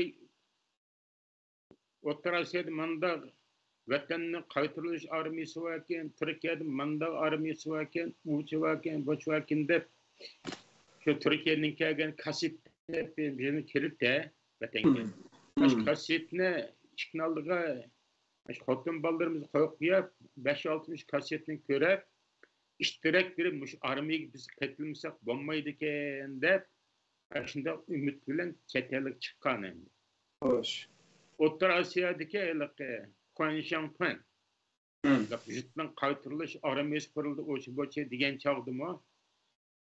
Shunda asha berib ashdan qitilib shuni boshlab kirishimiz kerak ekan.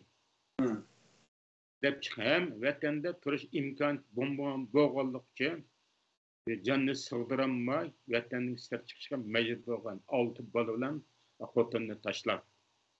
Lekin chet elga chiqqandan keyin u bir hikoya ekan, bizning anlaganlarimiz. U burun bo'lib o'tgan ish ekan. Lekin chet elga chiqsak, u mayli Olmut bo'lsin, mayli Beshkek bo'lsin, mayli Turkiya bo'lsin, unda bir armiyaning mavjudligi yo'q ekan. Ammo xalqning og'zida vatanga bo'lgan mustaqillik tashnasi, orzulari ig'izdan tushmaydi. Qurolli kurash qilmaguncha bu quruq gap bilan vatanni azobqana bo'lmaydi degan gapni 10 Uyg'urning 9i deydi ekan. Ammo mushunda bu qurolli qo'shinning bosh ekanligini menmo 30 yaşadım chet elda, keyingi 8 yilda turabda silab boqib, izlab boqib, yo'lvasin, sag'risin silab boqib, uning bilan muqillashib, aran tepib, ularning ishonisiga erishgandan keyin ondan mening o'tmishimni vakazan egallagandan keyin mana adam qirg'an bo'lsa bizga keraklikka endi meni askarlikka qabul qildi va ular bilan hamnafasda ishlayapti. Chunki bu vatan sirti qurilgan armiyani manda armiya va uning boshliq faloni, uning qo'mondlash faloni desa, u Xitoy xizmatini yurishtirdi. Chunki Shanxaylik hamkorlik guruhining ta'sir kuchi hozir nima o'tgan dedim-ku. Xi Jinping müstaqil chiqib qilgandan Turkiyadagi Recep Tayyip Erdo'g'onni shu Shanxay go'riga kirishga qichig'lab qilyapti. Maqsad nima? U NATO'dan chekinib Shanxay hamkorlik go'ri kirsa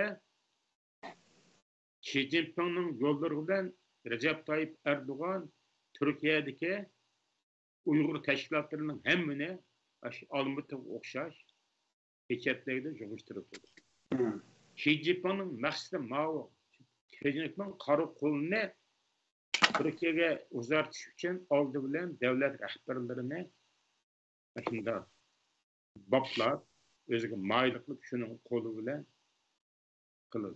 Lekin Xi Jinping u Turkiyaga kelib, o Sharq Turkiston ma'rif jamiyatini, Sharq Turkiston yoshlar qurultayini, o Sharq Turkistonlik institutning meylisini qaysirdiki, yoki surgun hukumatini, yoki dunyo Uyg'ur qurultayini Xitoylar kelib bu yerda taqib o'tolmaydi. Bu demokratik davlat. Shanxay hamkorlik go'rining kuchi yetgan bilan ma davlatlarda Shanxay hamkorlik go'ri yo'q davlatlarda bunda tashkilotlarni Xi Jinping kelib uni taqib o'tolmaydi, yo'qotib o'tolmaydi. Chunki yo'qotib uchun Xi Jinping qora qo'lni Turkiyaga so'zab, shu Shanxay hamkorlik go'riga Turkiyani biz ketib olsak, maqsadimiz ish ochdi deydi. Chunki Xitoylarning azaldan tortib bir formulasi bor.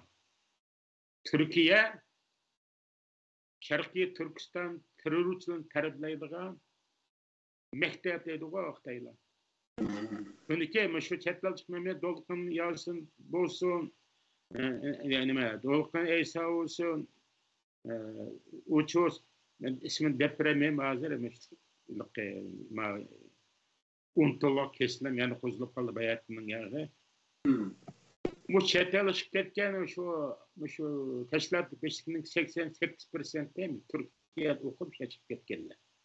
Shuning uchun Xitoy kommunistlar Turkiyani Sharq Turkiston terrorchilarni tarbiyalaydigan orqisab maktab, bir universitet deb qaraydi emasmi? Shuning uchun iloji bor, imkoni yetgan asosda Turkiyani Shanxay hamkorlik go'riga ketib olsa, shuning kuchidan Turkiyadagi Sharq Turkiston tashkilotlarini xuddi Qozog'iston, Qirg'izistonda bestirib ketalaymiz degan xom xayolni Xi Jinping shu Jonnaxayda xato sempani so'qadi.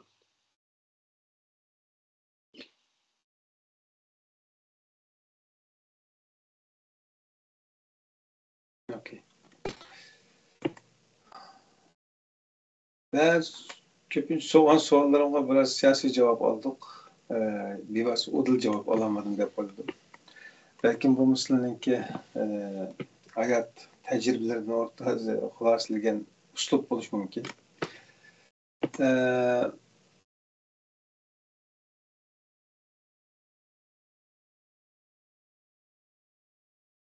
Benim sorulan sorularım yok. Eğer sizlerin tavsiyeleri olsa anlayınız. Yani benim başka tavsiyem yok. Ben bu chatler çıkandan keyin o'tgan deputat ketdi. Chiqiblar shu bir maqola yozib shu Qirg'izistonni Rossiyani o'ngtay qilib o'tgan bo'ldi. U yerdan Toshkentga kelib faoliyatini qildik. Ondan bu nima kelgandan keyin Shivsiya kelgandan keyin Yevropa kelgandan keyin mesela Abdülhamid Qaraqashning Sharq informatsiya markaziga ixtiroiy muxbir bo'lib ve ikki yillik ishlatdim, har kuni xabar yo'lladim vatanni bo'lgan ishlarni. O mening xabarlarim hatta erkin asar adaysan boshqa sentrma uni ko'chirib kesib paylangan bo'ldi. Ondan kamerani ko'tarib yurib Rabia Qadir'nin keyini yurib Germaniyaning 5-6 shaharlarida Rabia Qadir, Sadaqat Rozulni shu video kamera ile film işlegen buldu. Hakikaten Frankfurt turib kim o crash atqanninki tashabbuslan ming kishi namoyish bo'lgan Frankfurtda. Xitoyning konsulligida. U yer film ishlab, u yerda chang ishlar qilgan bo'ldi. Bu 11 siyosiy kurash endi. Bu o'nman qilgandan keyin bu siyosiy kurashning oraliqda erkin radiatsiyasining pat meni chaqiradigan bo'ldi. Hatta ikki qatim ularning ziyoratni bo'lib vatani bo'lgan ishlarni deyilgan bo'ldi. Uningdan mu ishbandan keyin charchab qolib kelman. Oxiri men kitob yozay deb millaqqa Abduzaqarning bir gapi bor. Mahmud Qashqar bir kitob yozibdi, 1000 yildan keyin o kitobni orijinalini topgandan keyin Mahmud Qashqar degan ism butun dunyoga shu islomiyat dunyosiga namoyanda bo'ldi. Kitobning roli bir cho'nki degandan keyin ashunni mumkin ile men kitob yozay deb yozgan kitoblarini yozdi. Misolga baksam bir 15-16 kitob yozibdi. Bu kitoblar hammasi ham shu bir siyosiy kurash endi. Chunki men o'lik qolsam Abdurish Tojiyev kerim nemish qilib chattalishga desa shunday kitob yozganda qilib qolsin dedim. Endi ma armiyaga qaytildim. Abdurish Tojiyev nemish qilib desa shunday bir armiya a'zolar vatanga bir bunda falan yerda o'lik ketgan jasad falayni qapqapto deb taşdan içine kıstırıp yiyor. Hep ismini yazıp koysa mekanına razı. Ve şunu kütüvatım. Başka arzu armağanlarım yok. Yani ben hazır keserliydim. Ne küldeki bir vakit tamak kesen doludu. Çünkü diyabet kesile tamak içine kalmaydı o. Köpek arınma içine kalaydı o. Benim fakat hazır bu vuran kalakı milyon pulların allı birim tügeyip bu. Men hazır en bir biçare kembegal holatda. Adigine tushib ketmaydigan, shashim yetmay holatda. Mening bir pensiya maoshim bilan masalan dollarga $800 pensiya maosh olaman. Uyning ijarasi $1200. Qolganimiz xotin bolalarim ishlab, meni yelib, mani ichanglar qilyapti. Har holda men shu 96-97 yılı Taşkent vaktinde şu çoğlarının ki teşebbüsü, Taşkent'in dostlarımın ki mesleklen sen bir öyle olmasan mümkündür. Vatanga baramağının ki işin hazır 50 neçesini işitse bir öyle var. Sen yalnız kap kalsan olmaydı de başlar beni. Söyley salalarını şunda bir öyle koyattı. Ama şu ayırım bilen bana 12 yılın tepiştim. 2009 hemen 2013 yılında şu Beşiktaş bağlan Beşiktaş kelde kızımını ilip verdim. Yani şu yerlik uğruna yardım bilen ak yol bilen Şevsek ekeldim. Keyinki kızımını Türkiye'de yolladım. Türkiye dostlarımın yardımı, advokatının kollaşı bilen vakti küçük kızımın eklep algan boldu. Hem de hazır hatırlayacağım. Çünkü men bir yerde hatırlayacağım deyişim sebep benim tutulgan üyem hatırlayacağım deyip. Men fatura töleymen Türkiye'ye okşaş. Bazen onu setolmen diye de gam olsa yok. Ben ne isem hotum balları nemiyesiz dada nemiyesiz de ayılım ben haber ile bana gam kurulaklığı ben şu hazırmış ailemde razı. Razı. Yani vatandaki hotum vatan altı bilan qalgan, hotum qalgan. Ularla 2008 yılı şu Abdurrahman Azat'ın Samuel vakasını paş qilib, torlarda yizib, radioda so'zlab, ashni qilgandan keyin men qartini kirgizib o'tgan. Allah azal bugun kuni qadar ular bilan keldi bordim yo'q, uzilib ketdi. Ammo 2016-yilda men Turkiyaga borgandan tortib, shu 2022-yilga qadar vatandan chiqqanlardan meningki köy o'g'limninki turmada ekanligini, o'g'limning ikki o'g'limning turmada ekanligini, inimninki 11 kesilganligini, cho'ng inimninki ikki bolasining turmada ekanligini, nevri singlimning turmada ekanligini, nevri singlimning bir bolasining o'lim jazosiga ko'rildi. Etilib bu olamga ketganligining xabarlari, shum xabarlarni o'sha 2016-yildan 2022-yilga qadar Turkiyada shu vatandan chiqqan, shu ko'rgan bilganimdan tinlab anglagan bo'ldim. Lekin vatandagi xotin bolalarim bilan 2008-yildan hozirga qadar hech qanday xabar ololmayman. Men Xitoyning qartizimligimda mubodo mening lag'at telefonlarim bor.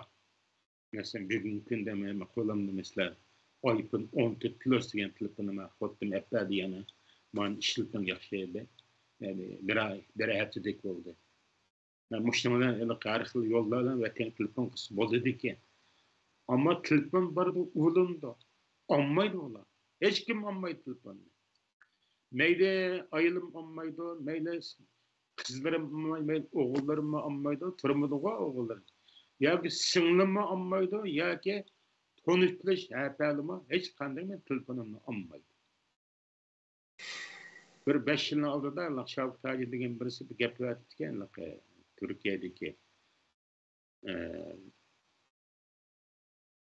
Turkiyadagi kim namonachi Abdurishtojim Qashqarga telefon qilmasin, Abdurishtojim telefon qilgan odamga javob bergan har qanday Uyg'urni 5-6 kesib o'tib boradi. Biz Abdurishtojimni bilmab ekanmiz, Xitoyning nazarida yomon odam ekan Abdurishtojimning Xitoyning daftarida. Deb shu namonachi shu Shavkat Tojimning gapini ko'tarib chiqqan. Adash telefon qilmanglar hech qanday debdi, ma'qul deb hozir qadar telefon qilmadi. Ammo Turkiyaga borsam shu vatandan chiqqan yoki bizning Uyg'ur shu mahalliklarimiz va tonish bilishlarimiz va shular orqali shu shunday shum xabarni angladim. Qog'ozni Janob Allohga topshirdi. İnşallah biz burada vatanga borganda, vatanimizga borganda Allah sog'lik salomatlikni bersa, inşallah ko'rishga nisbat qiladi degan umiddaman. Ben şundaq axırkı 5-6 yıldan beri %85% vatandaşlar asasen ailesiyle alakası üzülüptü. Vafat xabarini anlayatqanlarmı asasen bir yıl 5-4 aydan keyin xabar tepatqanlığı gayri yollardı ma'lum. Kichik vaqtlarimizda ota-onalarımızga talardan anlap kirgan medeniyet inqilobiga ba'zan bo'lmag'ur ishlar haqida so'rab, shu qadar zulm bo'lib ketgan chog'da sizlar nima ish qilgandinglar deb bir xil ayblab ekanmiz. Bugun beshimizga keldi. 30 yildan keyin keldi bu kunda. Yana 30 yildan keyin bolalarimiz bizdan shu savolni so'rab qolamdiganda deb yurtimning bir yerlarida bor. Biz uningdan nechasi ig'ir kunlikdan boshdan kechiryapmiz. Allah bir xeyirli qila. Bayatın qısmının bütün bayanlarda bir muntizim terbiyelengen Kur'anlı qo'shinimiz bor degandan necha qatim takrorlagan yoki izolagan yoki gavdalantirayotgan deb qildi. Biz hiç hozir qadar isini anlamadik. Bu zulm hozir shu qadar chekiga yetdi va qachon harakatga o'tadiganligi yoki qaysi bosqichga borgan chog'da anandiki ularning mavjudligini his qila oladiganligimiz haqida biror bashorat bera olammi? Endi bu maslakında bizden şu Çar Türkistan Milli Mustaqillik Armiyasininki şu bular hamda nurg'un davlatlar bilan ishbirligi qilib so'rashyotidi. Hammasi kutib turinglar deydi. Amerikami ta'xir qilinglar deydi.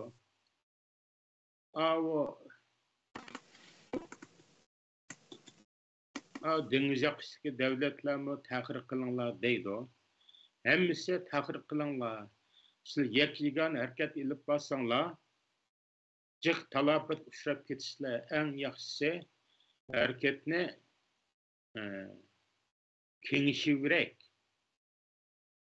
dunyo vaziyatiga moslashgan hol ilib borsanglar, sizlar zo'r chiqim topmay, oz chiqim bilan maqsadga ulaşa olaysizlar degan bo'g'ildiq uchun, ya'ni shu imizgin imib turyapmiz. Agar o'zimizga mayli qo'yib bersa, biz ayat o'g'illar biznikilar shu vujudni boshlaymiz degan niyatda.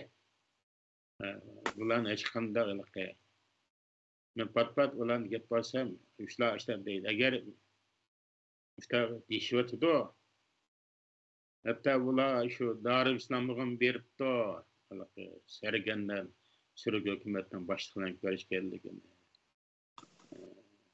Kashmirga ko'rib, Kashmirdagi harbiyni Rossiyaga bo'lgan bular aloqalashgan. Nurg'un davlatlar bilan shu aloqalashib ko'rishib, Aşan uğruş kılığın yer şaraitlerini egallab, hammani qilib kelgan bular. Bularning tayyorlik nayt puxta endi. Nereden hujum boshlaymiz, qanday qilamiz?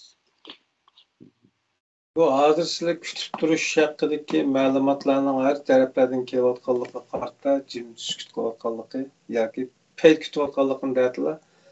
Bu acaba tarixdagi Manas daryosi bo'yicha kutishning yana bir yangi variantimi qanday?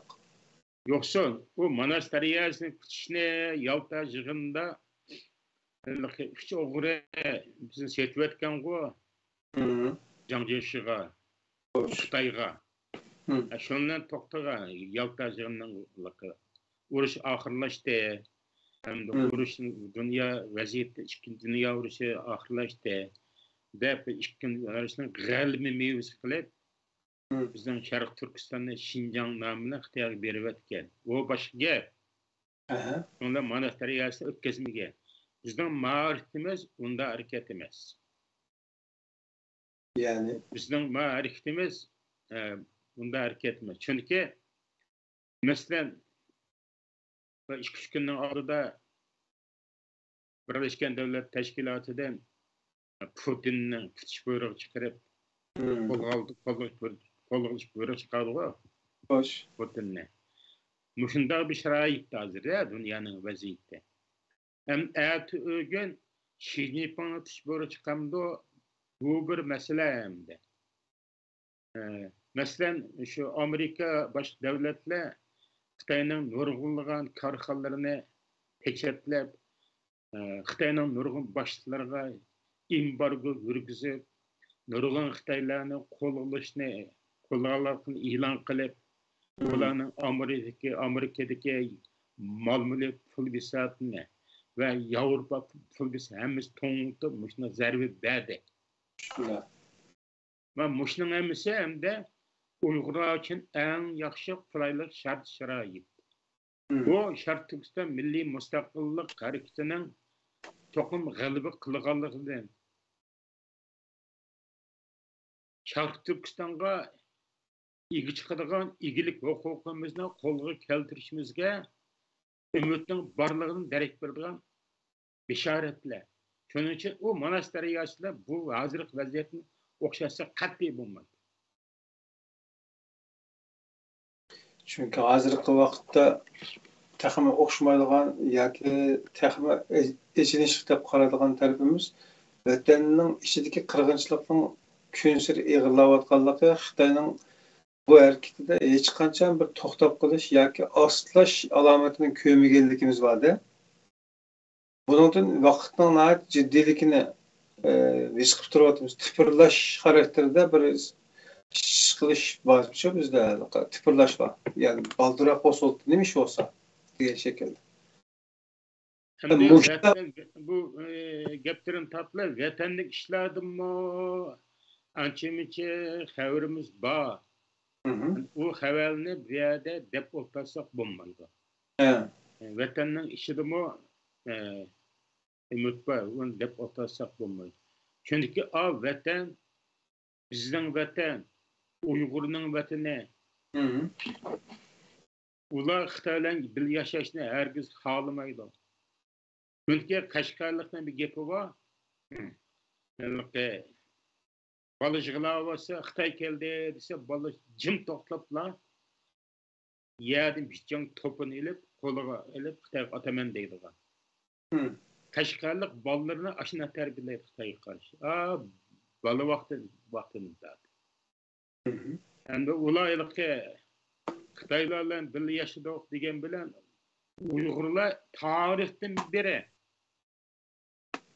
şu Çinşfang devrinden tatip, Hollarning devrinden tatip, hozir kadar Xitoylar Uyg'urlar tinch yashagan emas.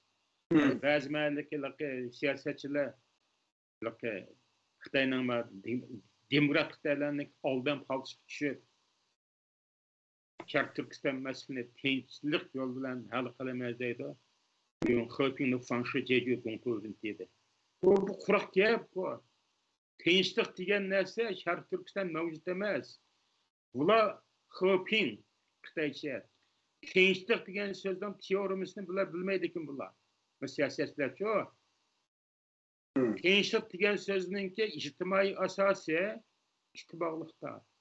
İttifaqlıq degan millatlarning o'zaro ko'yinishi, bir-birini hurmatlashi, bir-birini asrashi, keldi bodiqlashi, uzun qisqin teng ko'rishi, bil yashashi bo'lganda, ittifaqlıq bo'lganda, anda tinchlik barpo bo'lgan bo'ladi. Vatanimizda Çinşfang davridan tortib hozir qadar Xoping degan ikki xat mavjud emas. Tinchlik mavjud emas. Bizning xalqimiz, bizning millatimiz Xitoylar bilan ittifoq yashagan emas. Yashagan emas, ham yashayamaydi. Biz qanday ularni bil yashayolmaymiz? Bizning bu taqturqimiz o'xshamasa, zuvonimiz o'xshamasa, diniy e'tiqodimiz o'xshamasa, milliy urf-odatimiz o'xshamasa, kiygan kiyim-kechak tutgan uylarimiz, mangan qadamimiz, hech narsa ularni o'xshamasa, qandoq biz ular bilan birga yashay olamiz? Qandoq bilan ittifoqlasha olamiz? Bu mumkin emas.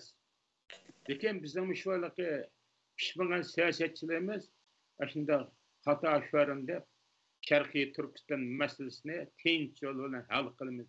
Bu riyosatchilik. Bu tinch yo'ldan Sharq Turkiston masalasi, mustamlik Uyg'uriston masalasi hal bo'lmaydi. Men bayatımda bu kurash ikki xil bo'ldi, qurolli kurash va siyosiy kurashdi. Hozir siyosiy kurash bir taqashdi. Siyosiy kurash muqarrar holda avtomatik qurolli kurashga aylanib ketdi. Masalan, Amerika bir qancha qarorlarni ma'qulladi. O qarorlar qarorlarni ijro qilish nima qilish kerak? Men falan jazolayman, falan pul to'ndatdik, buni qo'lga oldik. Ular ma'qul deb beshin tutib beramda. Uni shu qurolli kuch orqali Amerika va boshqa davlatlar o'zining chiqqan qarorlarini qurolli kuch bilan hal qilish kerak. Masalan, o'ylab boqaylik. Afg'oniston masalasini. Afg'onistonda Bin Ladenni o'tkazib, buni debde nurg'un siyosiy so'zlar oxiri Birleşmiş Tashkilotningki Xavfsizlik kengashi 3 davlatning ma'qullashi, 2 davlatning qarshi turishi bilan Afg'onistonga ko'p davlat qo'shib, 30 davlat qo'shinlarini kirgizib, Afg'oniston masalasini hal qildi. Keyin masalan nima aytib qo'yaylik? Iroq masalasini nurg'un siyosiy yo'llar bilan uni deb boqdi, buni deb boqdi. siyasi faaliyetten ilip bağdı, diplomatik siyasi diplomatlardan ilip bağdı. Ahir bombandan kiye, yani şu Birleşken Devlet Teşkilatı, üç devletten mağkılışı, Xitay bilen Rusya'nın karşılık turğuna karmay, köp devlet koşulları Irak asker görürsek, Irak'ni veyran kılıp Saddam Hüseyin'ni dağa askan boldu. Muşundaq iki çoğun pak dünyada turup bende. Biz nemiş ki bunun işenmeyimiz emde. Nemiş ki bunun kargılaçı gözümüzün böyle mümkün emas deyimiz. Bu Amerika baş devletler bir katar kanun layihasını tüze dünya ilan kılıp icra kılış gerek mi ne? Bunu icra kılganda şu kural güçten icra kıldı ne? Bu gepsizler icra kıldı bulmaydı bu ne? Bu nasihat bilen, yalvarış bilen, bu Amerika baş devletler özden çıkargan kanun layihelerini, kararlarını bu nasihat bilen, yalvarış bilen icra kılanmaydı o. Hem icra kılsa Xitay hükümetimiz unmaydı o. Eksince Amerika kanda siyaset kullansa şuna karşı Xitay şunda siyasetin kullanıp İkbam diplomatik usulen ya bunlar usulen karşılık göğüslük geldi. Hem Amerika başka devletler özden karar layihasını icra kılışın çok o kurallık hareket ediş gerek. Bu bir mukarrerlik. Şu mukarrerlik iş açkan çağda bizme şunun masışı bizme hücum ötümüz. Olanın davatın delmanı bir şeydi. Onunla takatla gırıç kaldı. Gırıç arılık kaldı. Metre emas, çarek metre emas, gırıç arılık kaldı. Bir gırıç arılık kaldı. Şununla biz hem savr kılışın gelimi biz 73 yıl savr kıldık. Hem de bugün dünyada muşunda çoğun siyasi kurashlar bulup vatanimizden meselesi hal buluş altıgan bir paytda biz savr saldık bilen özümüzü kurallandırıp bu harbiy meşqni öýde ilip berip tanakatdan şugulanyp özümüzü güçlendirip şu sepke memleketlik şu armiyadan bir kişilik liseyini alıma şeref erişimen deyiş lazım. Bu her bir Uygur'unki yüksek mecburiyeti ve imani burcu. Benim sözüm bugün müşahede türde hem de Cenab-ı Allah'a tapşırıyor. Hem de işlerim Cenab-ı Allah Subhanahu ve Teala diğer maksatlarımızı iş aşıyor. Biz asanlık şerek yaratıp belge bizge öz dergahiden yaxşı komandalarını evetip bizim işlerimizde özü bevasıta rehberlik var. Amin. Allahu Ekber. Hayır. 6 kısım söhbet edip bağlan bulduk. Eğer yana hayatlara yer verip yaşayan müddetçe esterge kelgen ya da başka ortaklaşılan mezmunlar olsa ya da ekran teyya kuvvetlerge, ilhamlarga, rağbetlerge qarab turib yana söhbet qilsak bo'ldi. Hozircha taqdim qilingan mazmunlarni qayta ko'yish yoki azm qilish uchun biroz vaqt berilsa yaxshi bo'ladi deb qaradik. Shunga Ramazon muddati ichida yaxshi armasiri söz bo'lsa yana Ramazonga kirishsak. Shunday qilamdik. Rahmat. Endi meni yani sözü teklif qilishtirib, mening gapimcha 5 kun emas. Şu kendin bir 30 gün sözleştirme ben almayayım Allah bana şunlar diyor. Kuvvet verir işlem inşallah. Hoş. Gepçi. Lekin gepim var dep hemen desek gepning faydası mı var, ziynim var. Biz hariçe faydası var gepni dep turaylı. Ziyni var geplerini desek bizninki kelgüsi planlarımızga işlerimizga, bizden devlet kuruşumuzga selbi tesir gösterse, dolapın ben o gepini dep taşısam, şundan bir tor yüzüde. Bunun ziyini mağla emas, xalqimga men qatnaşkan armiyagimi zang keltirib berish balki mümkün. Şunun için bugün gapni bir şeyde tugitib xayr xoş Allah amane vatanda ko'rishaylik desak gap tamam va salom. Meyli. Yani bizden işten artış tutkan talepleri var. Elbette bildiği yeri bağlı deyip oylayımız. Boptun da olsa sizinle rahatlarına bırakalım, koyalım. Ehlilerle hatırcam ötkünleşmesin. Aman bozla. Xoş Allah'a emanet. Makul Allah'a emanet. Selamun aleyküm. Muhterem qarindoshlar, ko'ngildek Mirzahid Hoji Kerimi, Abdurashid Hoji Kerimi akamizningki hayotiga aloqador eslanmalari, hayoti tajribasi bedilga kelgan tushanchalari va milliy mustaqilligimizningki muhim omillardan biri bo'lgan qurolliq inqilobga aloqador deb beradigan uchurlar haqida ma'lumotlarni anglagan bo'ldinglar. Programmamiz Facebook, YouTube ve Twitter kanallarda bir vaqtda tarqatildi.